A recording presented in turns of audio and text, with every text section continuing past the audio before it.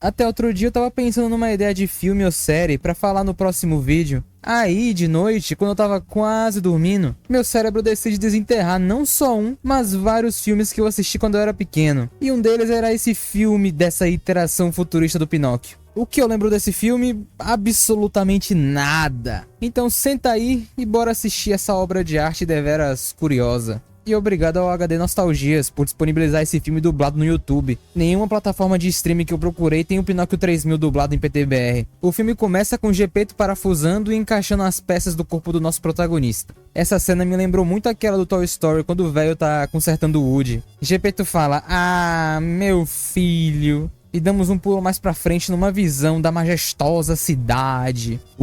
Prédios futurísticos, monocromáticos, carros voadores, robôs, futuro, música épica.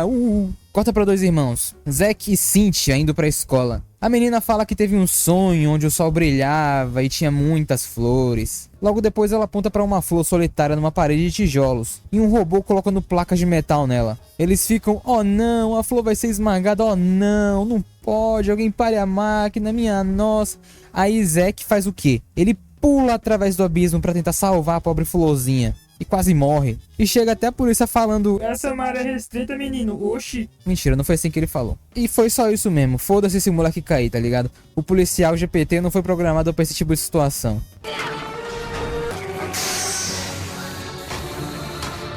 Aí a central pergunta se ele precisa de reforço e ele responde que não, que tá tudo sob controle. Unidade 12, precisa de reforço.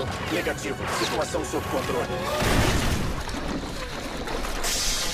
Situação sob controle. As crianças saem dali felizes da vida por salvarem a florzinha e finalmente nos é apresentado o vilão principal desse filme, o próprio prefeito da cidade, Scamboli. Ele fica pé da vida com as crianças e diz que elas não dão valor às coisas que ele faz, que sua cidade é a metrópole do futuro, o auge do progresso. Os dois capangas dele concordam. Esse robô que por algum motivo é muito familiar. Onde será que eu já vi ele antes? E também tem esse Sonic cagado aí. Scamboli diz que ao invés de árvores e grama, sua cidade tem aço e vidro, concreto e asfalto. Muito melhor, né? Bom, já deu pra perceber que a gente não vai ver o Lorax nesse filme. O cara tem todo um sistema que valoriza os robôs mais do que os humanos. A assistência Scamboli para robôs aposentados. O bônus de salário para robôs com histórico de resistência. Que mais? A enfermaria para robôs com depressão. Enfermaria para robôs com depressão? Quem que teve a ideia de programar depressão? O cara tem uma tara por robôs, não é possível. Esse filme previu toda uma geração, meu Deus. Ele continua seu discurso de ódio contra crianças em geral, mas é interrompido por sua filha, que chega como? Metendo louco pra cima de todo mundo. Ela põe um CD com um programa novo no Máscara GPT que faz ele endoidar. Sinceramente, na minha opinião, era pra isso ter vindo incluso na programação. Ela e seu pai entram em um argumento. Ela diz que a cidade Scambolville não é divertida, só tem trabalho e tecnologia. E Scambo lhe contradiz dizendo que ela é divertida sim, que tem passarelas para as crianças irem e voltarem da escola e todo prédio com mais de 30 andares tem uma sala anti-estresse. Mais real do que a realidade isso aí, viu? A menina, Marlene, diz que não tem nada focado para as crianças e que elas precisam do seu próprio espaço. É nessa que ele tem uma ideia. Ele ama a sugestão da filha e fala que vai construir a Scambolândia, um local só para crianças. Só Deus sabe o que vai sair disso. Voltamos pra flor de mais cedo. Todo aquele trabalho pra nada, né? Enfim, corta pra um pinguim misterioso assistindo TV. Na televisão tá o Scamboli falando sobre a Scambolândia. Esse pinguim é o Spencer, mordomo do Gepeto. E quem me disse isso? A casa falante, claro.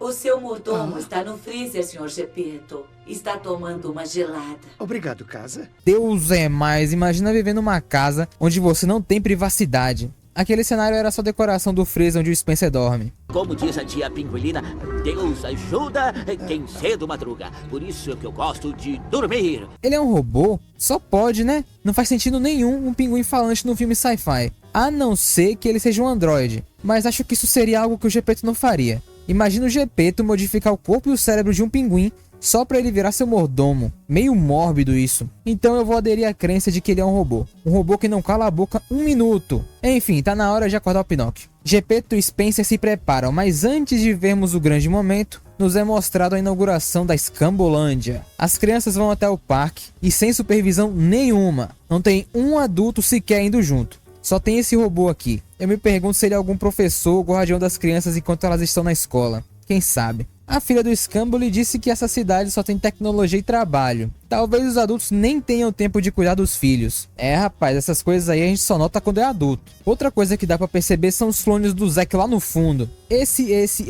esse. Iguaizinhos. Só muda a roupa. Também tem essas 3 crianças, ó. Trigêmeos. Tudo pra poupar no orçamento. E outra. Vocês estão vendo que a galera ultrapassa os 2 irmãos aqui nessa cena, né? Mas logo depois que mostra a nave do Scamboli, geral volta lá pra trás. Acharam que eu não ia perceber, mas as tentativas dos criadores de me ludibriar foi apenas um ato falho. Eu também não entendo, mas à frente tem um monte de criança diferente. Por que não usaram elas aqui? Enfim, voltando um pouco. Scamboli e a filha chegam e ela fica toda: nossa pai, você fez mesmo o parquinho, que legal. Aí o Máscara e o Sonic GPT fazem suas idiotices diárias. Cuidado!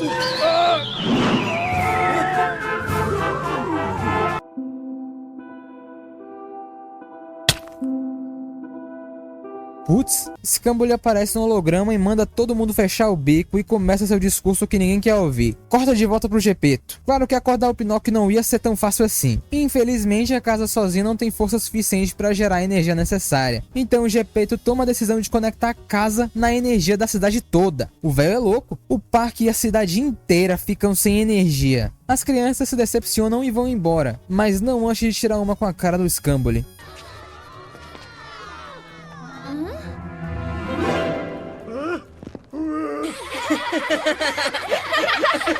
Efeitos, luzes, eletricidade, explosões e... o Pinóquio acorda. A máquina abre. Grande momento caloroso e feliz. Pai? Pinóquio cumprimenta todo mundo. Ele fica tão feliz que o dublador até muda.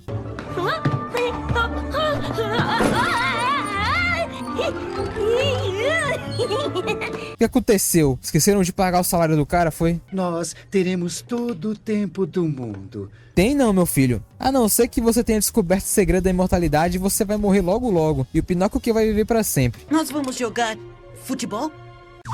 Brasil! Mal nasceu e já sabe o que é futebol. Gepeto foi bem específico nas coisas que ele programou no cérebro do guri, viu? Spencer fala que o menino vai até crescer e se casar. Mas o Gepeto joga um balde de água fria e lembra que o Pinóquio é um robô. Eu receio que você jamais vá me pedir para abotoar seu casaco, porque está frio lá fora.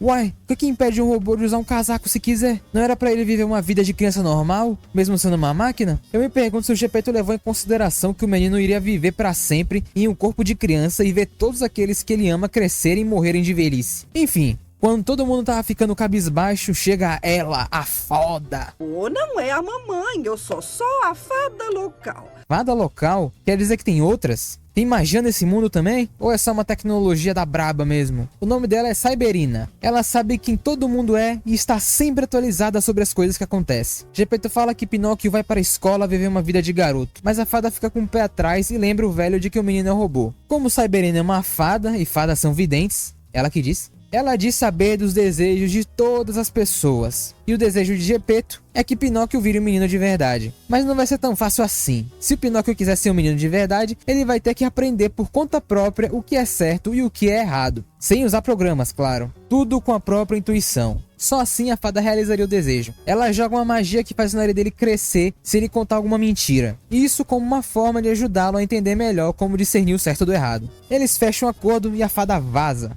Spencer não fecha o bico como sempre. Não se preocupe, não é tão difícil saber o certo e o errado. A vovó Pinguindolina dizia: há 9 jeitos de esfolar um gato. Cadeira? O cara tem uma cadeira pronta ali naquele canto, tá ligado? Fechar os meus olhos e dormir. Está salvo na memória.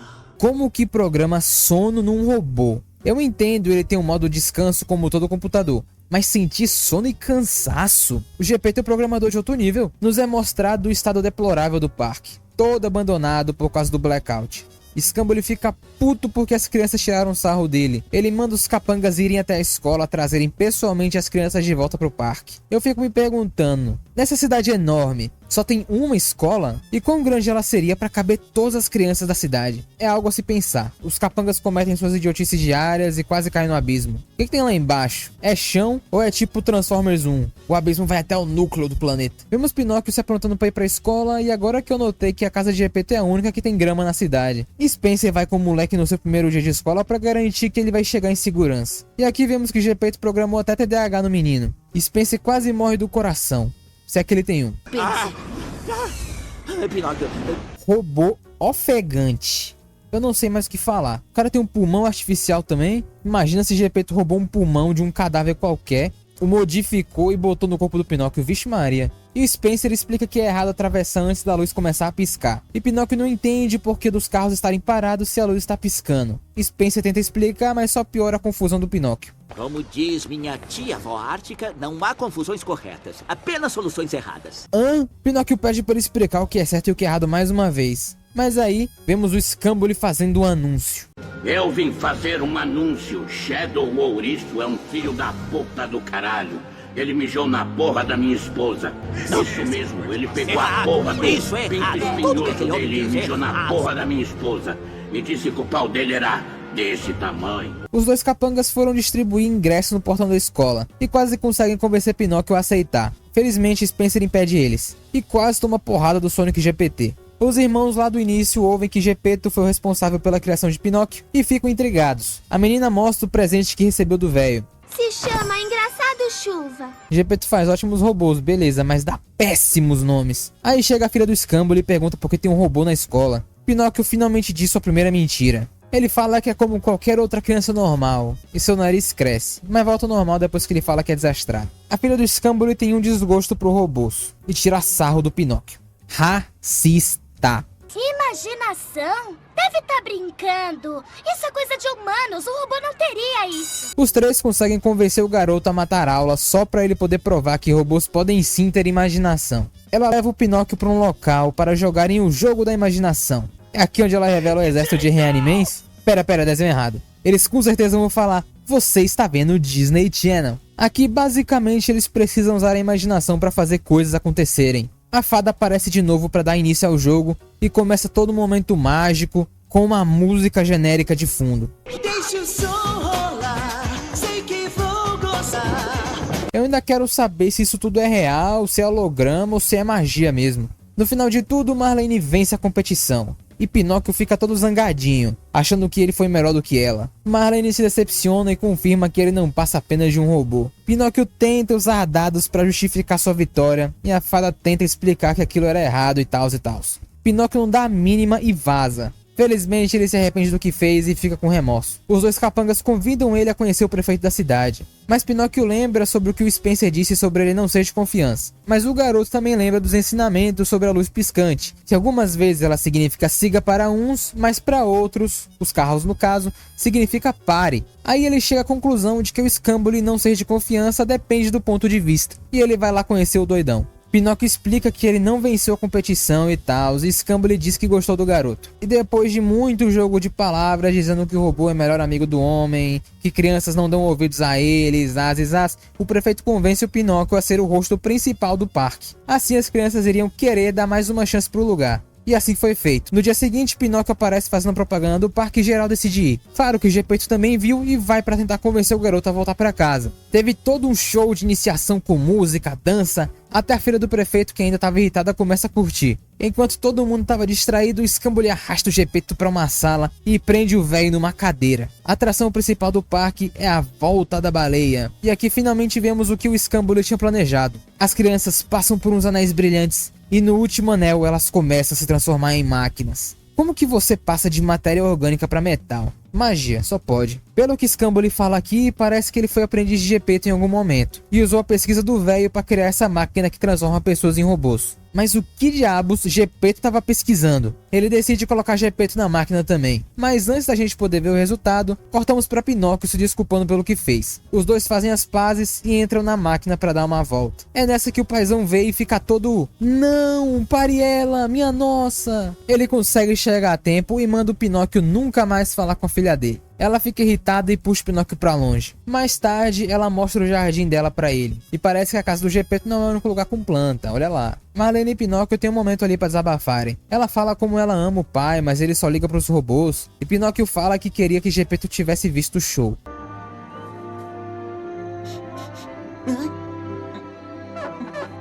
Oxi, ele consegue sentir cheiro? O Gepeto desse universo não para de me impressionar. Caraca. No dia seguinte, ela acorda e vê as crianças robotizadas cromatizando seu jardim. E Pinóquio tá adorando. Nem preciso dizer que rola outra briga. Marlene vai embora e Pinóquio avista os dois patetas. Ele oferece ajuda e Sonic GPT revela que aqueles robôs são na verdade as crianças. Cadê os pais desses guris? Não é possível que ninguém deu falta dos filhos. Pinóquio fica desesperado e pede ajuda pra Cyberina. Infelizmente, ela não vem. Então, ele decide pedir ajuda pro seu pai. Com a nave do Máscara GPT, Pinóquio voa pela cidade e rola até uma perseguição. É, o moleque nasceu ontem e já tá dirigindo.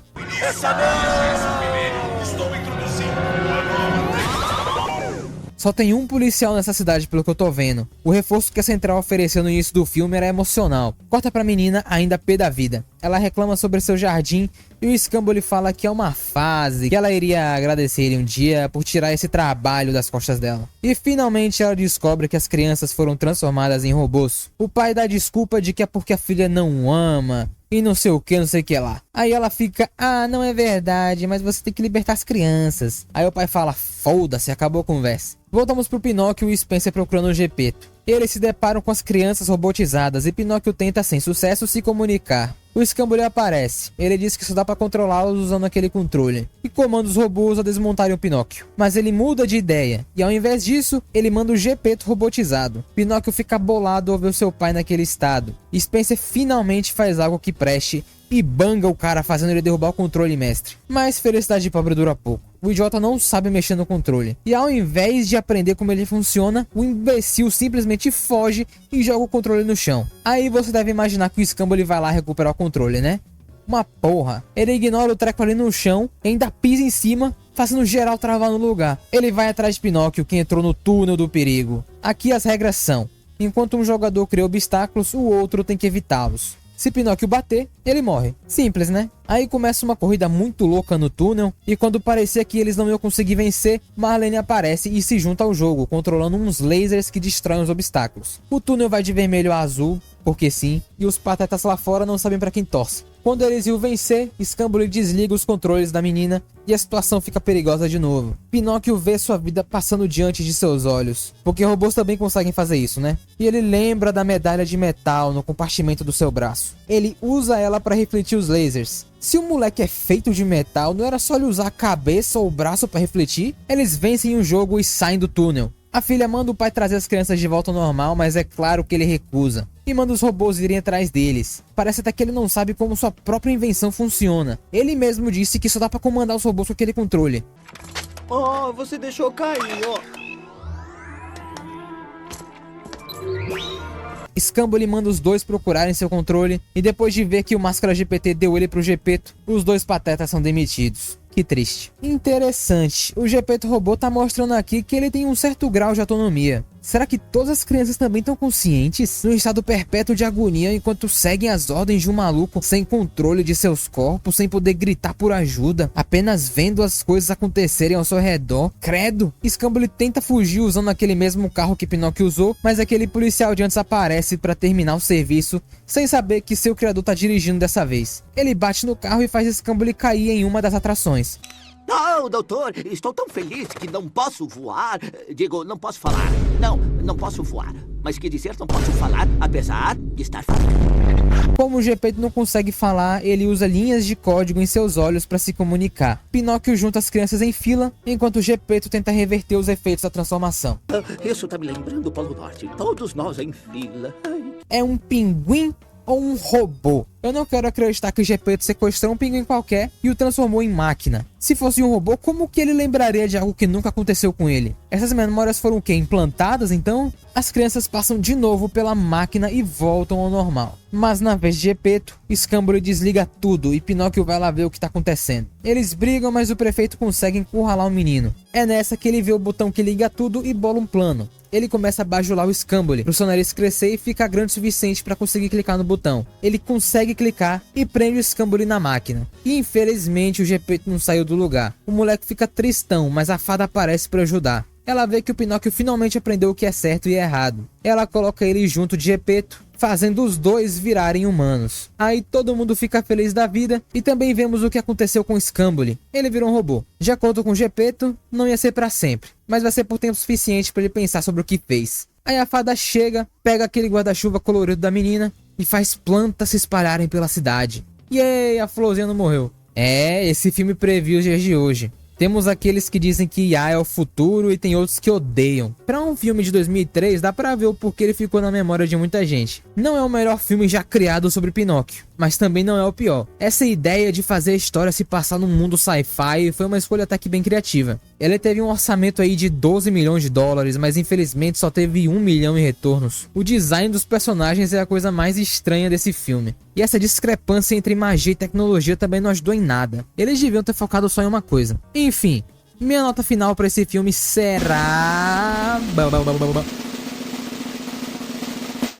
5 de 10. Ele vai receber o meu selo de um dos filmes já feitos. Se você gostou do vídeo, dá like, se inscreve, tchau!